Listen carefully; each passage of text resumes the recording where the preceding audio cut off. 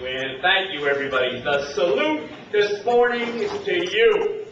Those rumors about the Republican Party in Passaic County being asleep, being cast out into an area that it just can't seem to find its feet, is alive and well, and you are the reason to come on a Saturday morning on a difficult day, to give up your time and your talent because you care about our party and our quality candidates, and I salute all of you. To our candidates, it isn't enough for us to smack them on the back and buy a ticket to the beefsteak. If we really want to make the difference, WIN stands for Work in Neighborhoods.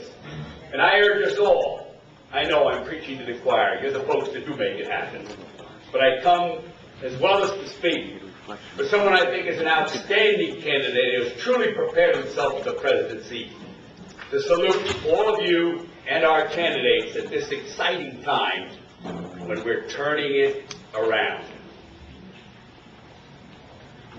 To our office holders struggling to find the feet, please know that our party is there for you and will continue to be.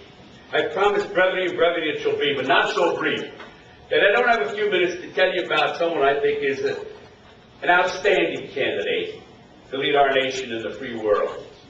I'd ask you today, because they were teasing me about, well, you know, there's been a little programming going on for some of the other candidates, and that's all right, that's politics, we all live with that. But I would ask you to bear in mind, if you don't mind me quoting a Democratic president, John Fitzgerald Kennedy's words when he said, there comes a time when party loyalty asks too much. Think of the word contrast as well as credentials and capability in choosing our candidate. Recognize what the Clinton machine will always do. Hires the best detectives and puts them to work to find something wrong with your candidate, and then seems to have a willing press to tell that story, which argues that we've got to have the ideal candidate that has the capabilities and the track record. I have a friend, however, who says we've got to vote for Hillary. It's the only chance we have of getting the furniture back in the White House that they took with them. Let me be serious, if I may. From time to time, is it not so that history has shown on very special occasions or crises that the right man or right woman arrives just when we need them? Think of a gentleman who, in the crisis of World War II, Winston Churchill steps forward when Great Britain needs him the most, as does the free world.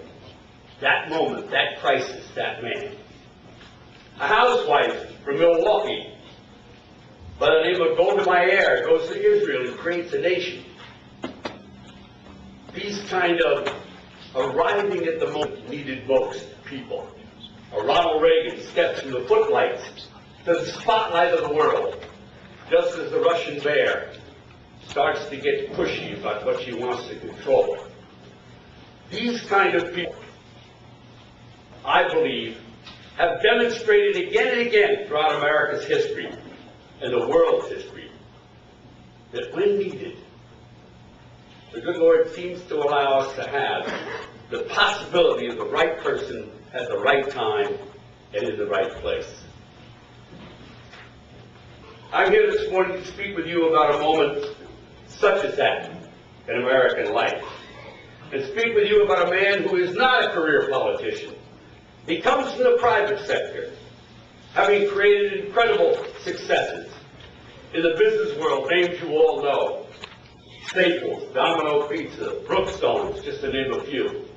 Private world, private enterprise, incredible successes, having measured up there. With these accomplishments, he was asked to take over and try to rescue the Olympic movement in the world, with its scandal-ridden reputation at that hour and horrendous debt. The result of that speaks for itself. What this man then did was to return integrity to the Olympic movement run a fabulous Olympic competition in America, pay off all its horrible debts of embarrassment, and leave it with $100 million for future Olympics. Measure it up again.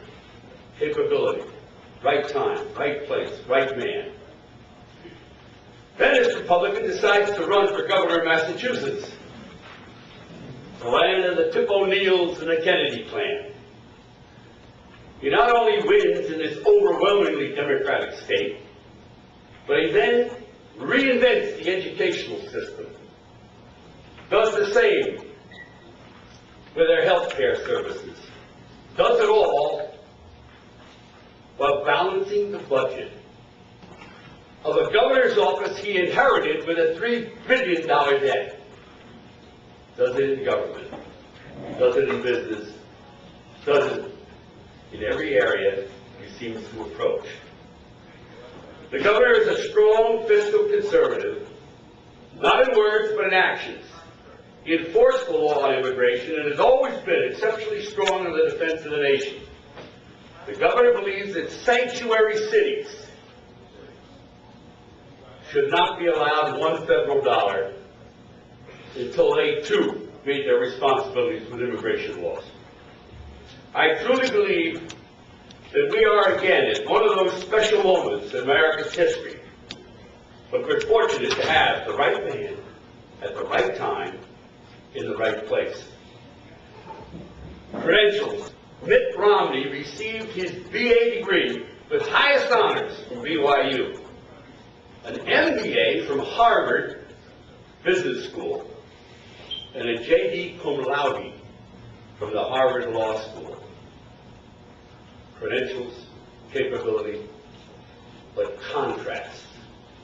The voters are going to see the candidates with their history on the Democratic side of what that Clinton machine has done through the years. And they therefore need a candidate they can smear.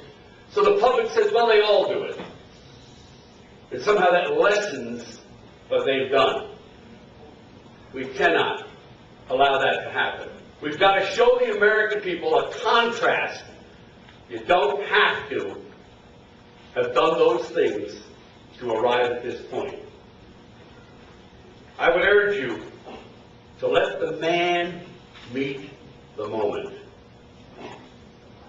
Recognize what's really at hand. It's exciting to follow the script, but it's challenging to be right. I urge you to consider Mitt Romney, his credentials, his accomplishments, his ability to lead America at a time when he is needed most. Thank you.